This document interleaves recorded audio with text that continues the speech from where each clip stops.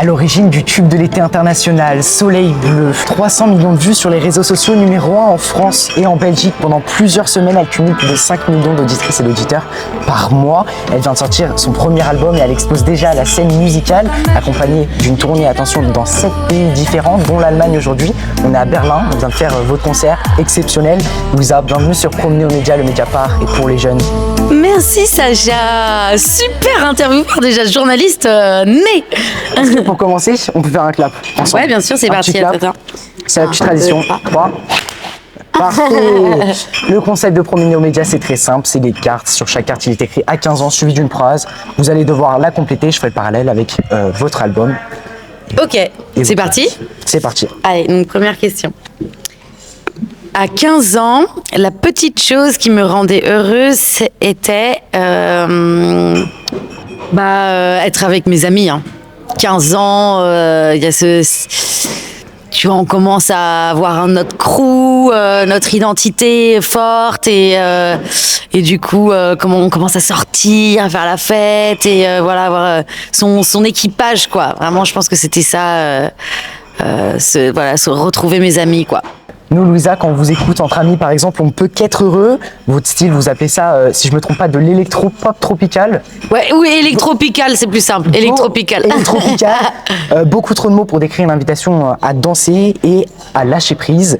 Est-ce que vous ressentez ce bonheur-là quand vous arrivez sur scène et que vous voyez le public danser ? Bah c'est clair, c'est une énergie, c'est un partage, les concerts à chaque fois, et en fonction du public qu'on a en face de soi, le concert va être totalement différent. Et là, ce soir en Allemagne, hier, aujourd'hui, c'était super. Le public allemand, il est, je trouve, hyper réceptif, et ouais, c'était magique. Dans votre concert, vous jouez entre autres votre nouvel album, premier album, qui est sorti le 10 avril. Je me souviens très bien l'avoir écouté à sa sortie en commençant par le titre « Même en hiver ». Et qu'est-ce que j'étais heureux pour le coup. Cet album, il mélange plusieurs styles. Est-ce qu'on peut appeler ça le style de Louisa ? Toutes ces plein d'influences. Ouais, c'est vrai que du coup, mon style il regorge de beaucoup d'influences. Il y a du reggae, il y a des influences brésiliennes, donc tropicales. Il y a quelque chose de très épique, très cosmique aussi. Et c'est un peu de tzigane aussi, un petit peu de Balkan. Et c'est tout ce mélange, cette palette de couleurs qui fait ma musique, ouais. Et vous arrivez aussi à réunir plein de gens. Je pense notamment à Soleil Bleu. Soleil Bleu, c'est du dub reggae, donc du reggae électronique. Ça, et il y a plein de gens qui, je pense, c'était pas leur style de base et ils ont écouté pourtant Soleil Bleu et ils se sont retrouvés sur un style de dub reggae. Ouais. Vous arrivez aussi à fédérer le grand public sur le dub, donc ça c'est un grand plaisir. Vous pouvez piocher la prochaine. C'est parti. À 15 ans, j'écoutais beaucoup de musique électronique. J'étais à fond dans l'électro. Je découvrais la musique au casque. Je voyageais avec la musique au casque, avec la musique électronique, et vraiment j'ai découvert ça à peu près à cette période-là, et ça m'a fait bien voyager. Vous écoutiez de la musique, mais vous chantiez aussi. Vous étiez dans une école où le matin il y avait cours et l'après-midi conservatoire. En quoi ça consiste ça un peu ? À 15 ans, c'était fini. À 15 ans, c'était mon primaire et mon collège.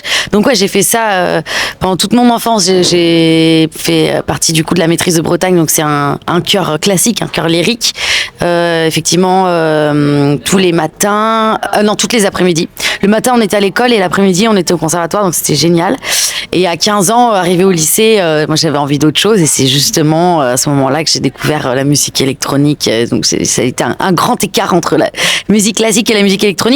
Mais ceci dit, aujourd'hui, ça m'inspire les deux tout autant, en fait. Et j'utilise autant mon influence, mon bagage classique que celui de l'électronique. Et ça vous a permis d'être là aujourd'hui. Il y a 3 millions de personnes qui vous écoutent sur Spotify par mois. En moyenne, ça fait quoi d'avoir cette influence musicale ? C'est incroyable, c'est assez magique en fait de réunir du monde, même à l'autre bout de chez soi. Donc c'est hyper honorable.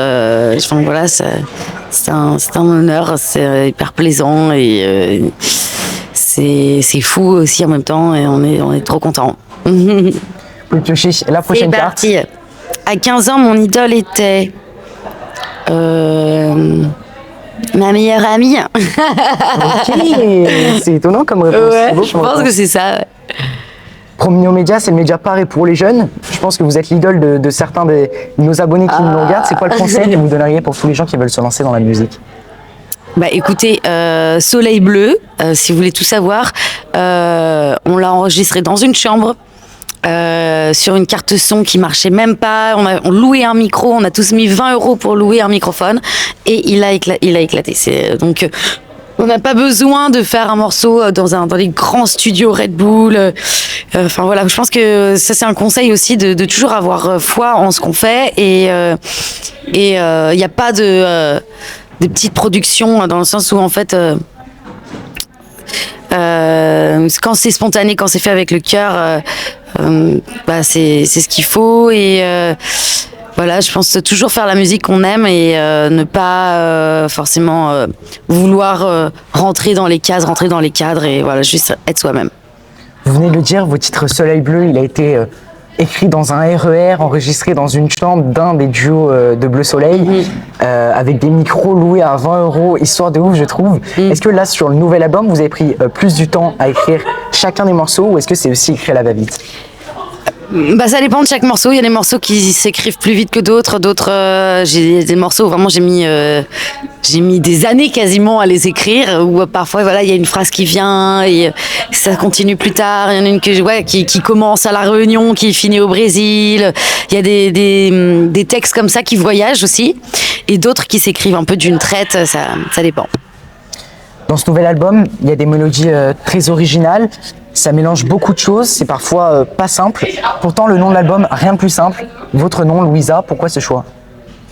Et ben en fait, c'était pas forcément un choix qui porte mon nom, mais j'avais pas forcément envie de l'enfermer dans un titre. J'ai pensé, j'ai failli l'appeler La Vida, j'ai failli l'appeler Azul, mais je m'étais dit bon, je sais pas si j'ai envie de l'enfermer dans un titre et je m'étais dit vas-y, no name. Et en fait, bah du coup, il s'appelle fatalement Louisa, mais c'était pas voulu quoi. Quand je dis mélodie pas simple, je parle d'un langage. Vous parlez des fois un langage imaginaire, c'est une langue inventée. Ça, je trouve, ça m'a super étonné aussi. Je trouve que c'est un truc de ouf. Est-ce qu'on peut avoir un petit extrait là de ce nouvel album ensemble? Oui, bien sûr. Un petit extrait de mon langage inventé? Ouais, et de ce nouvel album, tout ça. Ouais, bien sûr. Bah là, là, c'est impro total. Surtout qu'on vient de sortir du concert à Berlin. Ambiance de ouf. Là, c'est un peu fatigué, là, mais... A caro sandale, caro de mesinadele, kuno delele kanayondo da zanagayedena, hakode anae, nakda sinadena ole na zoye. Oh, quelle voix, Louisa, bravo, merci beaucoup pour ce petit extrait de ce nouvel album. Avec plaisir. Il y a 8 mois, vous n'avez pas encore sorti votre album, vous baladiez dans les rues de Rennes sans vous faire reconnaître, maintenant est-ce qu'on vous reconnaît? C'est la petite question sur l'idole encore. Parfois on me reconnaît et c'est toujours surprenant aussi, même pour moi, mais non, je reste quand même assez incognito. C'est sain, ça reste sain. Après, ça dépend. Après un festival, si je viens de jouer quelque part, forcément, là, les gens me reconnaissent tout de suite, mais non, là, j'arrive à... Et puis vous recevez aussi beaucoup de messages, de soutien, des gens qui ont dit s'être guéris, en quelque sorte, grâce à vos musiques. Mais oui, c'est dingue. C'est extraordinaire, ça aussi. Ouais, non, franchement, même là, tout à l'heure, il y a des gens qui m'ont dit, un couple qui m'a dit, Louisa, grâce à ta chanson, on est parti à Tenerife.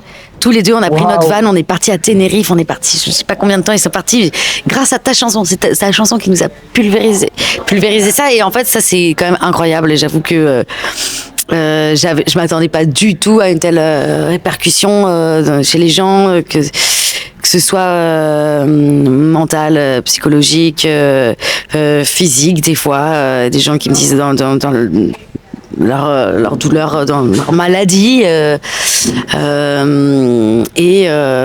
voilà, et cet élan de liberté que ça peut aussi amener, et donc ouais, c'est c'est incroyable.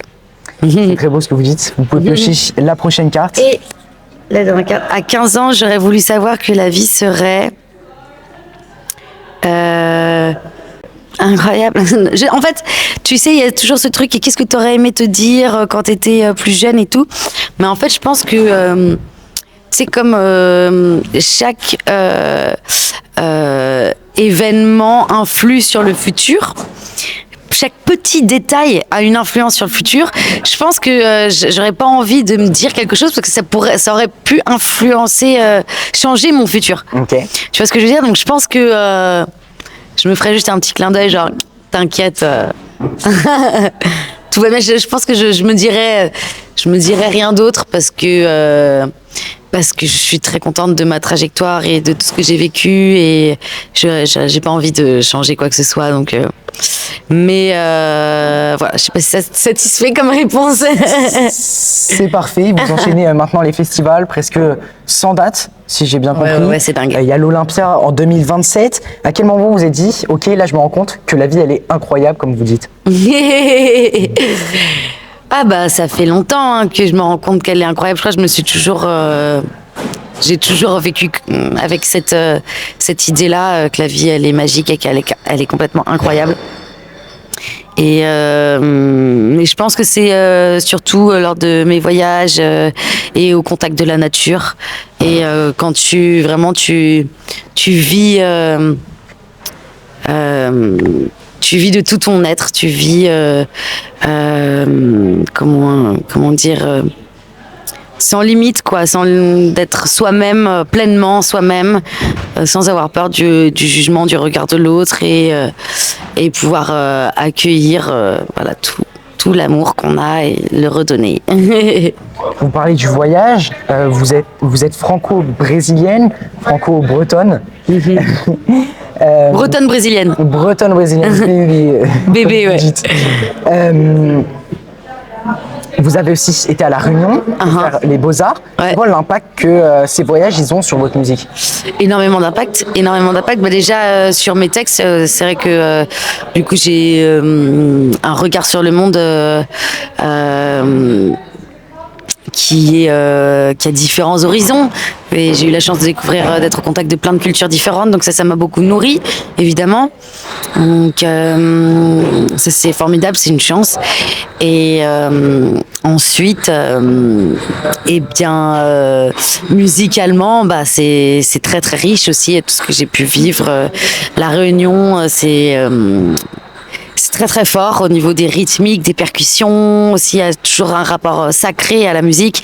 Et au Brésil aussi, il y a beaucoup de liens avec le sacré. En fait, c'est vrai que la musique brésilienne, elle est très portée par les ancêtres, par la spiritualité. Et puis il y a énormément de rythmes, de mélodies, d'influences qui m'habitent aussi avec cette partie du monde.